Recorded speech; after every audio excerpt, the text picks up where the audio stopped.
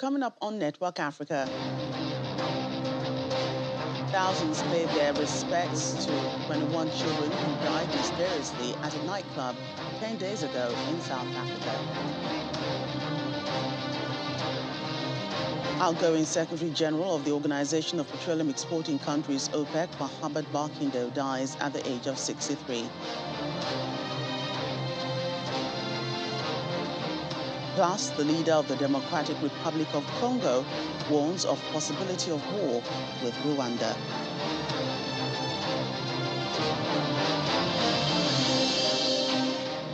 Hello and welcome to the program. I'm Joke Rogers. We begin today in South Africa. A day of mourning is ongoing as the country holds a mass funeral of 21 young people who died at the Tavern in the Eastern Cape province of South Africa 10 days ago. 19 empty coffins were brought to the ceremony. This is as families of those who passed asked for a private funeral. A family that lost two of their daughters to the tragedy buried their daughters on Tuesday. President Cyril Ramaphosa, along with other ministers, attended the ceremony held in a giant tent at a scenery park in East London.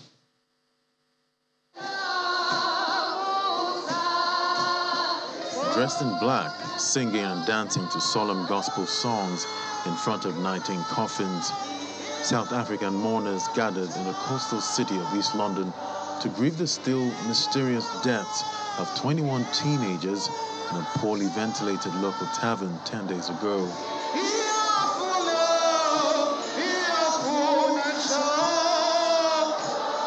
Officials at the funeral parlor say all coffins are empty, as police are still investigating the deaths. The remaining two were buried separately by their families. Some mourners broke down and wept, while others hung their heads solemnly. President Cyril Ramaphosa was in attendance alongside other government officials, friends, relatives, and about 3,000 people. The incident in a popular night spot in Scenery Park Township outside the city of East London at the end of last month has provoked an outpouring of sorrow and much soul-searching in a nation accustomed to frequent injuries from a heavy drinking culture. The youngest victim was a 13-year-old girl. Forensic teams investigating how the youths died have yet to reveal their conclusions. The most likely cause appears to be some kind of chemical or gas leak on the ground floor of the venue, which was packed and had little ventilation. Another theory authorities have been investigating is that they were poisoned by something they ate, drank, or smoked. Some of the survivors admitted to hospital complained of chest pains. Others spoke of trying to leave in panic as people dropped dead around them, but being unable to find an exit. Residents have protested outside the tavern, which they say they had been asking authorities to close. Its license was revoked last week.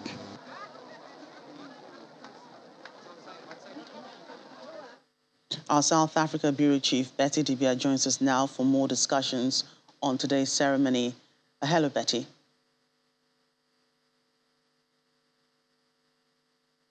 Well, it's a sad day in South Africa. Tell us more about today's ceremony and the mood in the country. Today's ceremony was mainly more symbolic of a funeral ceremony for 19 of the children who died. Two had a private ceremony yesterday by their families who made a separate arrangement. So what you had today, you had 19 coffins placed with flowers and all that, and then the mayor of the Buffalo City where they died, the premier of Eastern Cape province, Oscar Mabuyane, the president as well, and some of the other ministers, minister in the presidency, Mondli Gungubele, they were all there. People related to the children gave their eulogies. So did the president, and he made a speech, passionate appeal as well, saying the tavern owners who break the law, everybody knows that you don't serve alcohol to children who are under 18. But in South Africa, drinking is a problem. And as we're speaking, there are places where this law is being broken. And he said, up till now, we don't know what happened to these children. but we know that the law was broken that night. We've heard different accounts, but today was basically a symbolic event. So I understand about 10 of them will be buried tomorrow, but there were no bodies in the caskets. It was just more symbolic. Having the 19 coffins there, and the prayers and the eulogies and all the talk, telling parents too, or communities, to be more responsible, to help guide children even when they're going wrong. So it was quite sad. It was really sad, talking about the young people. He called them by name, talked about their aspirations, very touching speech. And the other ministers as well had one or two things to say. But that's basically what happened today. Burials will happen at another event, I guess more private than what we had today. So the exact cause of their deaths is not yet established. What's the update with that? The cause of death is yet to be declared. We know that the post-mortem has been going on. It's taken quite long because we know that it doesn't take up to this long. Even the president confirmed it today that the cause of death is yet to be made public.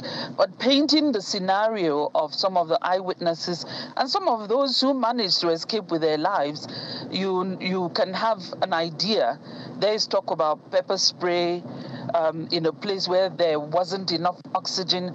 There was the issue of those inside not wanting to leave, some wanting to leave, but so many more outside wanting to get in, even when the tavern was supposed to be closing. So I understand that in some cases, some of the tavern owners tried to disperse or force those who attend to leave, especially when they're supposed to close according to the bylaws of the area, of the municipality. So in this particular case, I heard one of those, the young man who performed at the event, how he was almost collapsing, and then someone somehow pulled him out. But he described the setting, that pepper spray must have been sprayed, and then there wasn't enough oxygen. Someone broke a window at one point, and some people were trying to get out through that window. There's a issue of discipline as well. It's bad enough young children leave home to go to a tavern. Children, the youngest among these kids was 13, and some would have turned 17, still under the drinking age, below the drinking age. But we don't have an official cause of death at this point. So I will not speculate, but as I said, it's quite sad what happened. But we hope in the next few days that it will be made official. We'll hear what exactly happened to the young people. Right, and in the center of these investigations are the owners of the tavern. What more do we know about them? And of course, what's happening to their license if it hasn't been revoked already? As far as we know, the tavern owner and all the controversy surrounding the license, which has been revoked, we understand it wasn't his. It was for a relative, and he didn't obey some of the rules concerning establishing a tavern and all that. He's yet to be arrested, but he had said, and his wife as well, that they will cooperate with the police. So investigations are still ongoing. Maybe after the autopsy reports have come out, we'll know what next will be done. But I heard the police minister today at that event saying that all he knows is that somebody must pay for what happened to those children, or for that incident. So at this point, he's yet to be arrested, but his business has been shut down. And we are waiting to hear the official answers, regarding what happened to the children. And then maybe we'll see the direction that the authorities would take. But he's still walking free, pending the outcome of the investigations that are still ongoing. Our South Africa Bureau Chief Betty Divya giving us an update on that situation in South Africa.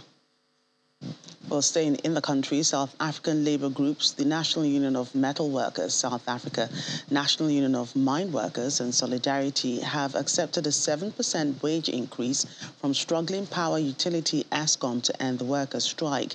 The cash-strapped power utility has found an extra 1 billion rand to the overall wage bill between July 2022 and June 2023. Apart from the 7% wage increase, Eskom workers have also won a 400 rand increase in housing allowance, as well as the reinstatement of the conditions of service. Despite the end to the workers' strike, which was blamed on escalated levels of load shedding to stage 6, Eskom says load shedding will still continue as the national power grid is still under strain. Some sad news. Nigerians woke up today to the shocking news of the death of the outgoing Secretary General of the Organization of Petroleum Exporting Countries, OPEC, Dr. Mohammed Barkindo. The OPEC chief, whose tenure was due to expire this month, died on Tuesday night at the age of 63. The chief executive officer of the Nigerian National Petroleum Corporation Limited, Mele Kyari, announced Dr. Barkindo's death via his Twitter handle in the early hours of today.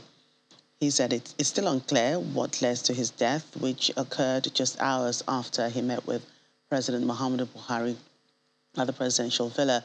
The president had praised him for his work at OPEC over the last 6 years, while also celebrating his achievements before and during his appointment. Dr. Barkindo was first elected as OPEC Secretary General in July 2016 for a 3-year tenure and was re-elected in 2019 for another 3 years and was due to leave office in a few weeks' time. President Muhammadu Buhari has also sent his condolences to the family of the late OPEC chief.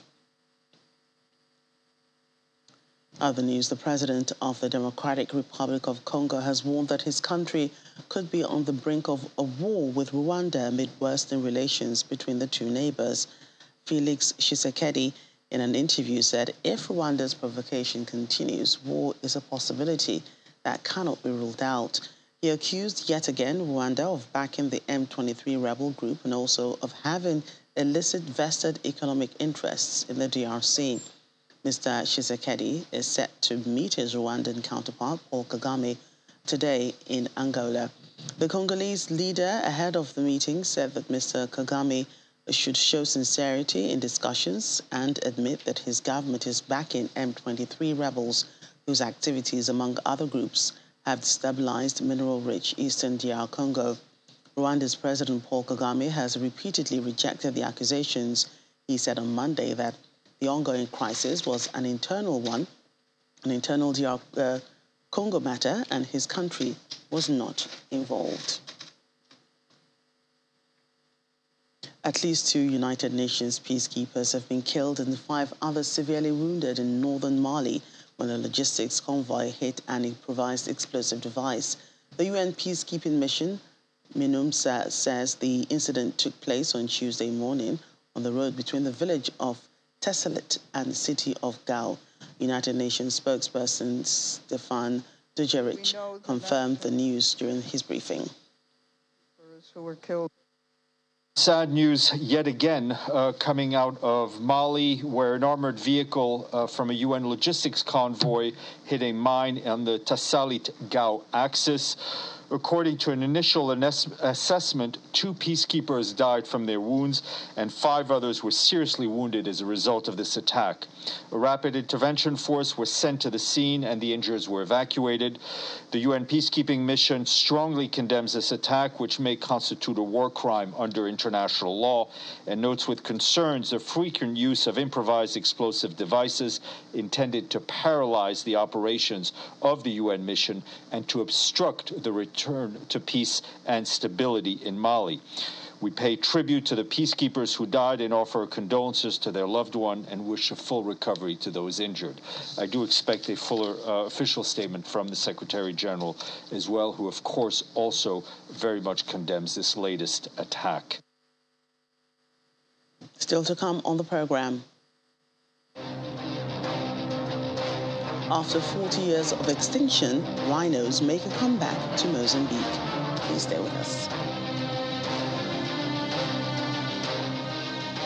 Welcome back to the program. The UN World Food Programme says a sharp decrease in essential goods in the Central African Republic linked to war in Ukraine will most likely have a devastating impact on the already humanitarian situation in the coming weeks. Thompson Ferry, WFP spokesperson, warns that 2.2 million people are already acutely food insecure in the Central African Republic, meaning that the global food, fuel and fertilizer crisis sparked by the Russian invasion will put basic food commodities and staples out of reach of many people. The United Nations World Food Programme is appealing urgently for $68.4 million. Without immediate funding, food and nutrition insecurity will only increase for millions of people. There are now 2.2 million people who are acutely food insecure in the Central African Republic. Well, the figure might not shock you out of your seats, but when you look at the population size, that's nearly half the population of the Central African Republic. We anticipate a sharp increase in commodity prices starting from August 2022. We expect a 30% increase in rice, a 67% increase for the price of wheat flour, and a staggering 70% increase in the price of vegetable oil. At the back of our minds as well is the impact that fuel, which is out of reach, high transport costs, is having on our own operations. Now, because we are struggling as well as an agency, what that means is that our teams on the ground are making last-ditch efforts to pre-position food into deficit areas. Now, pre-positioning is when we move food in advance of the lean season and the rainy season, which cuts access to nearly half the country. Tunisia's financial auditor has ordered a freeze on the bank accounts and financial assets of 10 people, including 2 senior officials. The Tunisian Financial Analysis Committee says its order is based on a letter from an anti-terrorism judge without giving details. The people, 10 of them, include the head of the Islamic Ennahda Party and former speaker, along with his son and son-in-law, former prime minister and his 2 daughters. Last May, a Tunisian court banned Mr. Ghannouchi and more than 30 other people from travel for being under investigations. Algerian president has hosted Palestinian rival leaders Mahmoud Abbas and Ismail Haniyeh. Mr. Abbas, the Palestinian president, and his arch-rival, who heads the Hamas Politburo, the Islamist group that rules the Gaza Strip, met for the first time in 15 years. The 2 leaders were invited by Mr. Tebboune to attend his country's 60th Independence Day celebrations. Algeria is a major supporter of the Palestinian cause. Footage broadcast by Algerian television showed President Tebboune getting his Palestinian counterpart and Mr. Haniyeh to shake hands, after which Hamas delegation members embraced Mr. Abbas. It's not clear whether he held talks with Mr. Haniyeh. And local authorities in Ethiopia say at least 13 children in the southern region have died due to hunger as drought and conflicts continue to affect the area. A local official from Konso district confirmed the deaths, saying that crop failure continued to push many away from their homes and farms.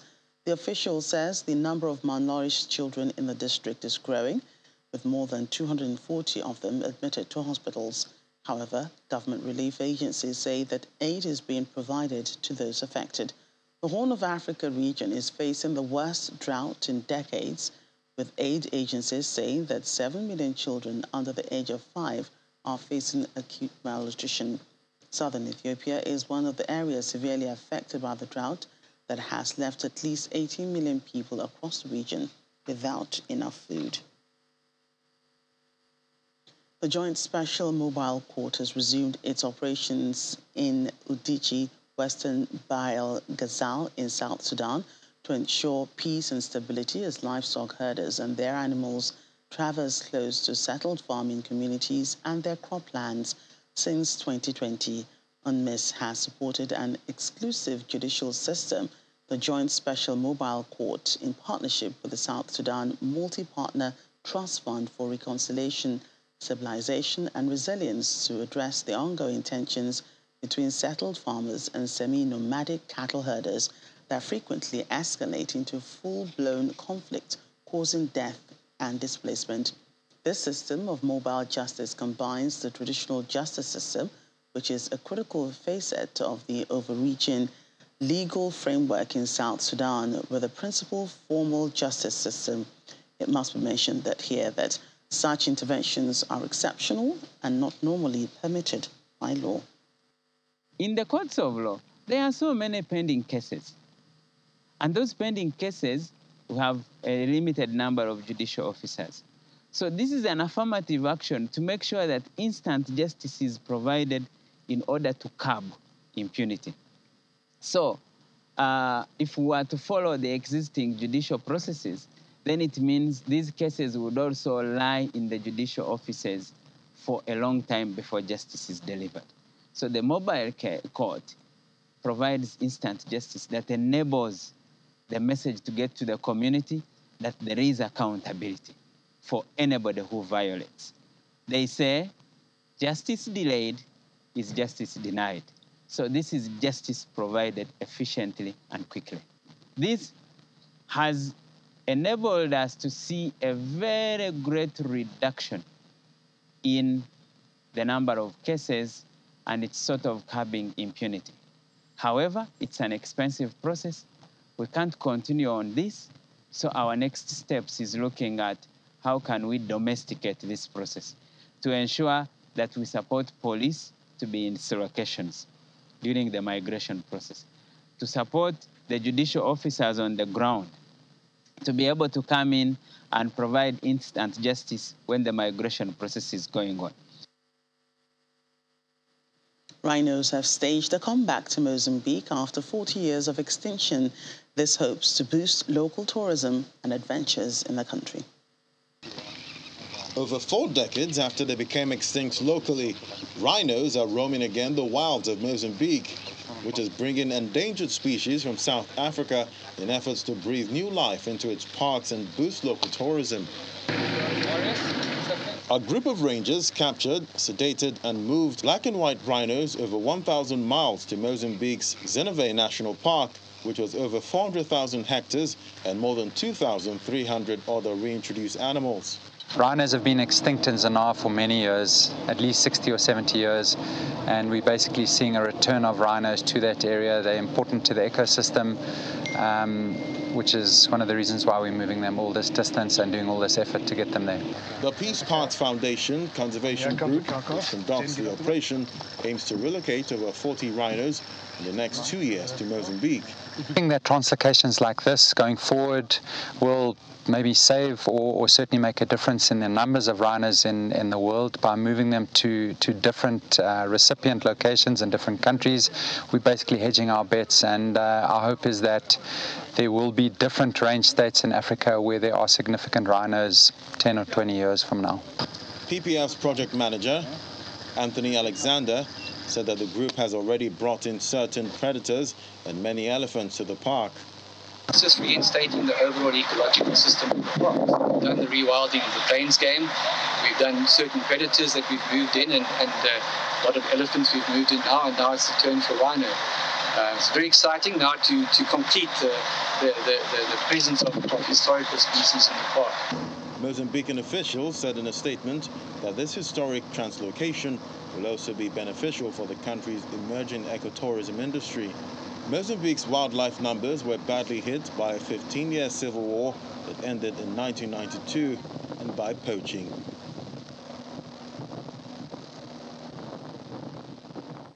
Finally, Uganda's cabinet has approved the adoption of Swahili as an official language. According to a statement, the cabinet also recommended that the teaching of Swahili in primary and secondary school should be made compulsory. The Ugandan cabinet said the decision followed a directive by the East African Community Bloc to adopt the language to ease communication among member countries. Swahili, which originated in East Africa, is one of the world's 10 most widely spoken languages, with about 200 million speakers. The language and its dialects is spoken from parts of Somalia down to Mozambique and across the Democratic Republic of Congo.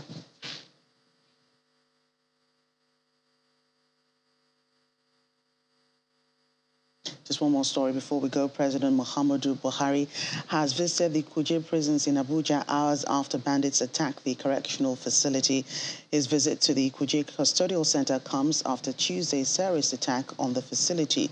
The terrorists attacked the center and freed inmates, including 64 of their members held in the custody during the attack. Speaking earlier, the defense minister said that about 300 inmates have already been recovered out of 600 that escaped, and security officials are still tracking down the others. That's Network Africa. Thank you so much for watching. I'm Joker Rogers.